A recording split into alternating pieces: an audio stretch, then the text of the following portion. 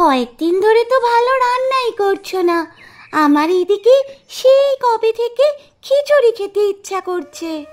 আমার সব একেবারে শেষ হয়ে গেল, দোকান, রান্না, খরিদ্দার সব গেল। এইভাবে হার মেনো না গো, এইভাবে হার মেনো না। এই বড় বড় কথা, বিকেলে নাকি টাকা ফেরত দেবে, এদিকে এখনো আসার কোনো নাম নেই।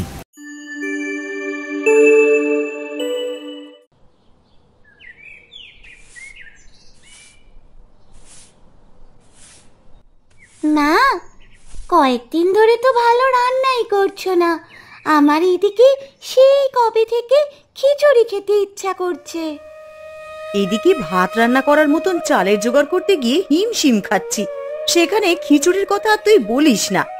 বৃষ্টির জন্য হোটেলের খাবার নষ্ট হয়েছে, কয়দিন ধরে ক্ষতি হচ্ছে খুব। মা, আমাদের হোটেলে তো কত খাবার রান্না হয়, তাও আমাদের বাড়িতে এত খাবারের অভাব কেন মা? সে তুই এখনো বুঝবি না, বড় হওয়ার পর বুঝবি।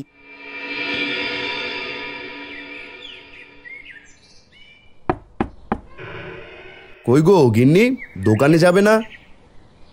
হ্যাঁ গো, এই দেখো না, বৃষ্টির জন্য ঘর একেবারে কাদা কাদা হয়ে গেছে, একটু গুছিয়ে নিতে দাও সবটা, তারপর যাচ্ছি।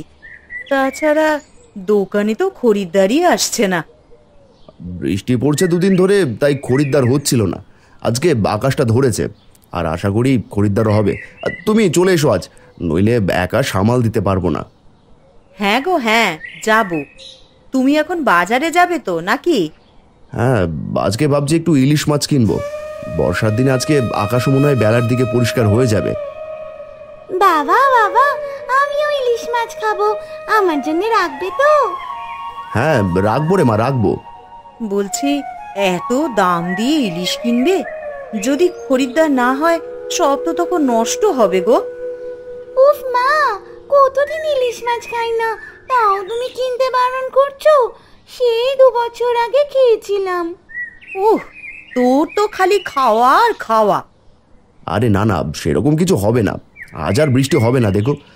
যাই হোক, যাই বাজারের দিকে যাই, থলিটা দাও তো।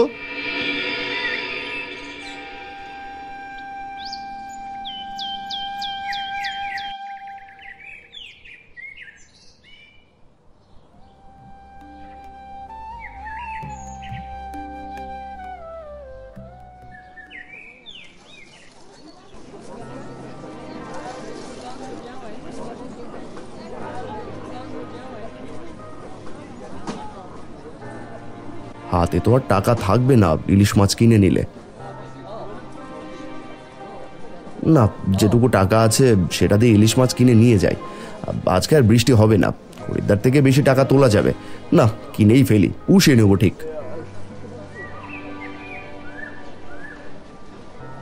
ও দাদা, দাম কত ইলিশের? 1000 টাকা কেজি। একটু কম করো দাদা, তাহলে একটু বেশি করে নেব। ঠিক আছে, তুমি 900 টাকা করে দিও। বেশ, 5 কেজি মাছ দিয়ে দাও।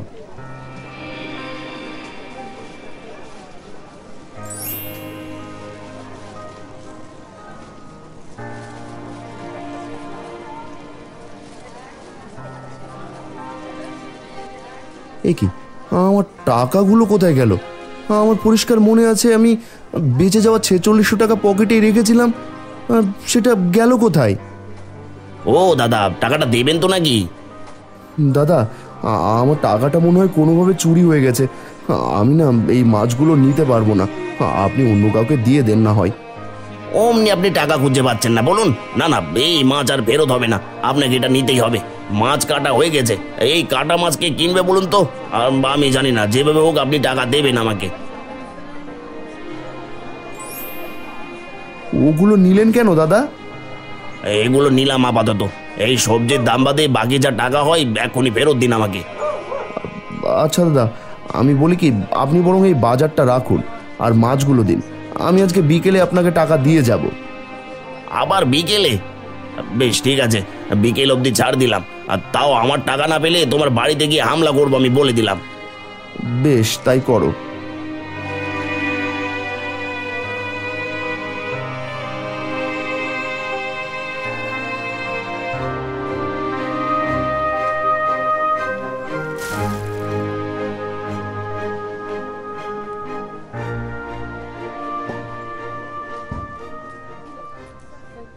হ্যাঁ গো, তোমার কি হয়েছে? চোখ মুখ এরকম শুকনো লাগছে। না না, কিছু হয়নি, তুমি তাড়াতাড়ি রান্না চাপাও। ও মিনতি, এদিকে এসে মাছটা নিয়ে যাও।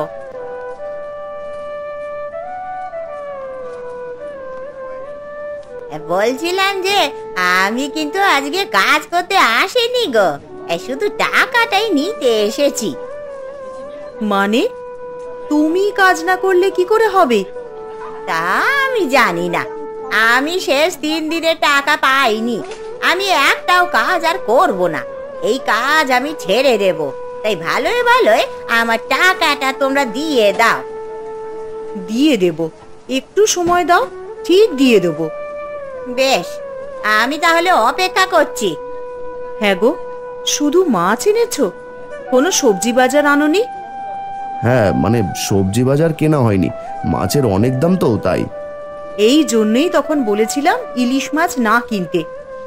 বাড়িতে রান্নার জন্যও চাল নেই, তার কি হবে ভেবেছো? ওইসব নিয়ে পরে ভাবছি, আপাতত হোটেলটার তো জোগাড় হোক, এখান থেকে টাকা পেলে বাকি সব জোগাড় হয়ে যাবে।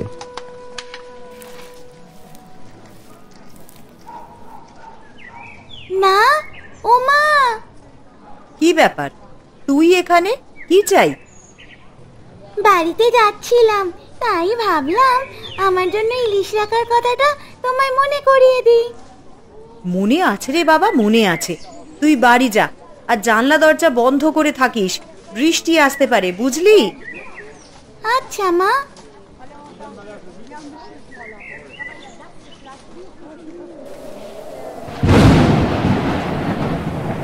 কি গো, আকাশের এ কি অবস্থা হলো?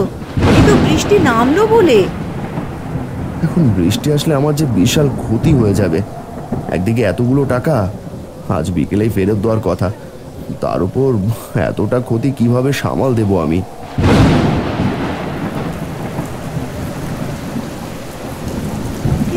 এ কি হচ্ছে? কিভাবে সামাল দেব এই ঝড়ে? আরে দোকানের চালও তো উড়ে যাবে মনে হচ্ছে। না না, এমন কথা বলো না, কিছু হবে না আমাদের দোকানের।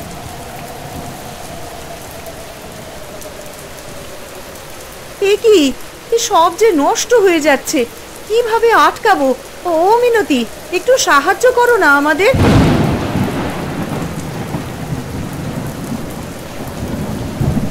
আমি বাপু নেই এসবে, তোমাদের এই দোকানের যে অবস্থা, এ তো যখন তখন ভেঙে পড়বে গো। হায় হায় হায়, এত দাম দিয়ে এত কষ্ট করে কেনা ইলিশ মাছ সব শেষ হয়ে গেল। সামান্য কিছু ভাত আর কয়েকটা ইলিশ মাছ ভাজা শুধু বাঁচাতে পেরেছি। এখানে তোমার রান্না করার মতন অবস্থা নেই গো, আমি বরং বাড়ি গিয়ে রান্না করে আনি। আর ঝিলিকটাও ঘরে একা ছিল, নিশ্চয়ই মেয়েটা খুব ভয় পেয়েছে গো। যাই দেখি কি অবস্থা সেখানে। তুমি এতটা যেতে পারবে এই বৃষ্টিতে? জল জমে গেছে তো মনে হয় রাস্তাঘাটে। না, ঝড়টা তো কমে গেছে, বৃষ্টিও অনেকটাই কমেছে, ও আমি চলে যেতে পারবো। তুমি এখনো ওখানে কি করছো? কোনো সাহায্য তো করলে না। এতদিন ধরে এখানে কাজ করছো, তাও তোমার কাছে টাকাটাই বড় হলো। টাকার চেয়ে বড় কিচ্ছু নেই, বুঝলে? আর তোমাদের এই ভাঙাচোরা দোকানে আমার আর থাকারও কোনো ইচ্ছে নেই। এই আমি বাড়ি গেলাম, কিন্তু পরশুর মধ্যে আমার টাকা না পেলে গোটা গ্রামে তোমাদের নামে বদনাম রটিয়ে দেব, এই বলে গেলাম আমি।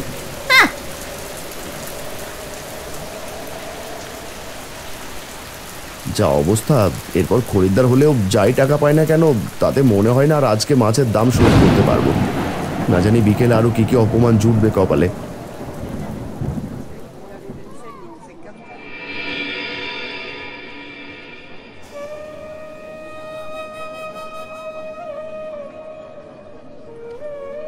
এখনো কোনো খরিদ্দার আসেনি, তুমি ঠিক সময় চলে এসেছো।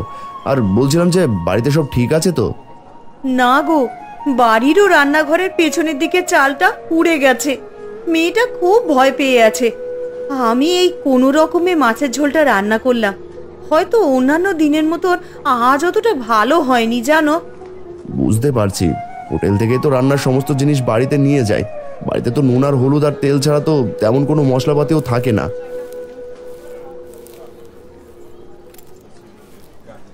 বসুন বসুন। আজকের বিশেষ মেনু গরম গরম ভাত আর ধোয়া ওঠা পদ্মের ইলিশ মাছের পাতলা ঝোল। কিন্তু আমি যে সবজি ভাত খেতাম। আসলে বৃষ্টির জন্য আজকে এত আয়োজন করে ওঠা সম্ভব হয়নি। আজকের দিনটা একটু মানিয়ে নেবেন দয়া করে, আপনি তো আমাদের রোজকার খরিদ্দার। এত অজুহাত দিলে আর কি বলবো বলো। ঠিক আছে, যা আছে তাই নিয়ে এসো। সাবিত্রী, তুমি দাদার জন্য ইলিশ মাছের ঝোল আর ভাত নিয়ে এসো, যাও।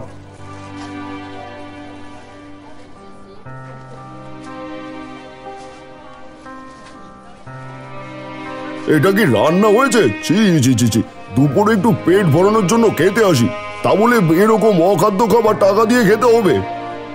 কি হয়েছে দাদা? খাবারে কি কোনো গন্ডগোল হয়েছে? আমি বদলে দেব?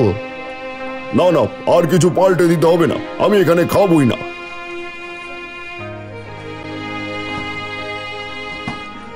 আরে ছাড়ো তো, এমনি মেজাজ গরম আছে, আর ঘ্যান ঘ্যান করো না।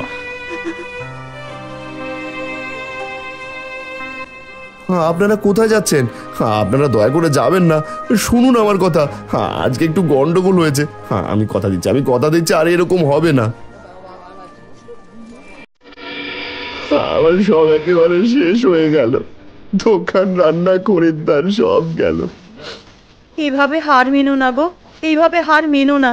এর থেকেও কঠিন অবস্থায় আমরা ঘুরে দাঁড়িয়েছি, এবারও ঠিক পারবো, তুমি দেখো। সাবিত্রী তো এখনো জানে না মাছওয়ালা আমার কাছে টাকা পাই। জানলে আর ওই কথা বলতো না। সব দিক দিয়ে নিঃস্ব হয়ে গেলাম আমি।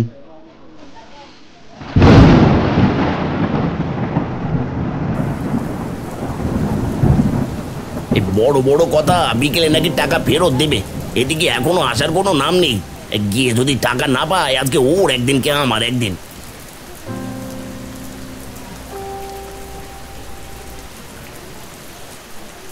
কই সুজন ভাই, আমার টাকাটা কি পাবো এবার, নাকি আবার ঘোরাবে?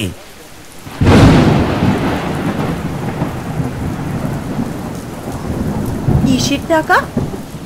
দাদা, আমার আজকে রাতটুকু সময় লাগবে, একটু দয়া করে সময় দিন। উনি কিসের টাকা চাইছেন? বউকে বলনি যে আমার কাছ থেকে মাছ নিয়ে এসেছো বিনে পয়সায়, এখন আবার সেই মাছের টাকা দিতে না চেয়ে চিটিংবাজি করছো? না না, আমি মিথ্যে বলছি না, আমার কাছে সত্যিই টাকা নেই। তুমি এসে দেখো আমার দোকানের কি অবস্থা হয়েছে বৃষ্টিতে। আরে রাখো রাখো, তোমার এত সমস্যা দেখলে তো আমার চলবে না, আমারও তো দেখি লাভ নেই। আমার টাকা আমায় ভালোই ভালোই ফেরত দাও। আমার কাছে এখন একটা টাকাও নেই, বিশ্বাস করো দাদা। টাকা নেই তো ইলিশ কিনতে গিয়েছিলে কেন? আমি অত শত জানি না, হয় আমার টাকা দাও আর নইলে ওই মারতে শুরু করতো তোরা, যতক্ষণ না টাকা বের করবে থামবি না।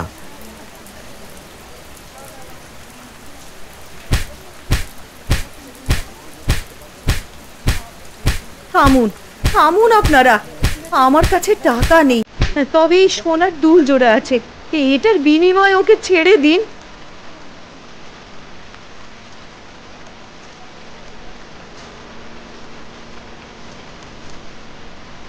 এরপর থেকে এরকম চিটিংবাজি করার আগে মাঠটা মনে রাখিস। এই চল তোরা সব।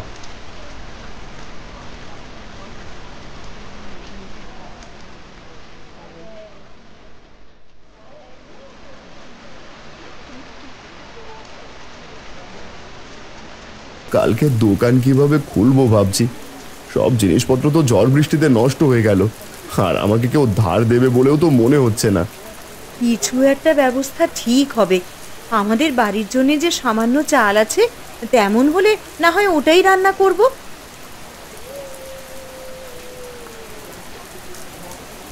বাবা, তুমি তো আমার জন্য ইলিশ মাছ আনলে না। এই, তুই যাবি এখান থেকে? তখন থেকে খালি খাই খাই করেই যাচ্ছিস। বাড়ির কি পরিস্থিতি সেটা জানার পর্যন্ত প্রয়োজন বোধ করিস না। দূর হয়ে যায় এখান থেকে। তুমি খালি খালি আমার বকছো। একে তো ঝড়ে আমাদের রান্নাঘরের চাল উড়ে গেল, তার উপর তুমি আমাকে এইসব বলছো। ঝড়ে আমি মরে গেলেই ভালো হতো, ভালো হতো।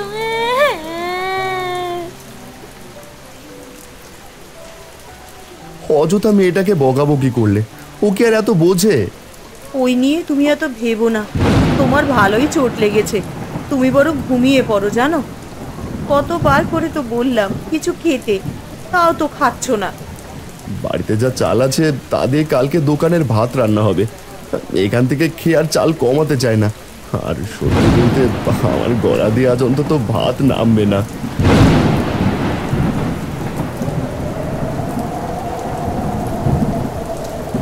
এ কি, বাইরে তো মনে হয় বিশাল ঝড় হচ্ছে।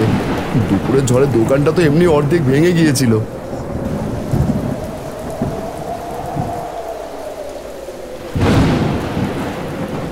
হাই হাই হাই, এ আমার কি সর্বনাশ হয়ে গেল গো। আমার পুরো দোকানটা ভেঙে গেল, আমি শেষ হয়ে গেলাম।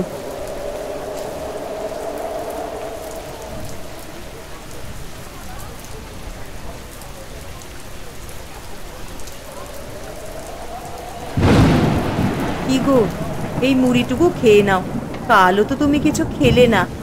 আর খাবো কোন মুখে বলো তো? এখন না হয় মুড়ি খেলাম, দুপুরের তো খাবার নেই। দোকানটা তো একেবারে শেষ হয়ে গেল, সব হারালাম, আমি সব হারালাম। অন্তত ভেবেছিলাম বাড়ির জন্যে থাকা চাল দিয়ে একটা ব্যবস্থা করব, কিন্তু হোটেলটাই যে আর রইল না গো।